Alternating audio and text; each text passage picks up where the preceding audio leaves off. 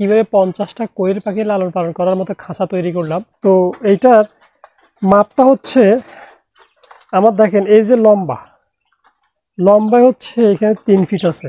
হ্যাঁ, লম্বায় 3 ফিট আছে। আর এই যে ফাঁসে দেখতেছেন, ফাঁসে আছে 2 ফিট, 3 ফিট বাই 2 ফিট আছে। আর এটা উচ্চতা দিচ্ছি হচ্ছে আমি একদম এইখান থেকে, আমি দেখাই আপনাদের, এইখান থেকে একদম এইখান পর্যন্ত আমি উচ্চতা দিছি হচ্ছে 2.5 ফুট। 2.5 ফুটের মধ্যে আমি যেটা করছি দেখেন, এই যে এইখান থেকে আমি নিচের অংশ যেটুকু রেখে, এখানে প্রায় 6 থেকে 7 ইঞ্চি আমি নিচে রেখে দিচ্ছি। তার উপর যে আমি এখানে কাঠ দিয়ে এই উপরের অংশটা এখানে 2 ফুটের মতো আছে।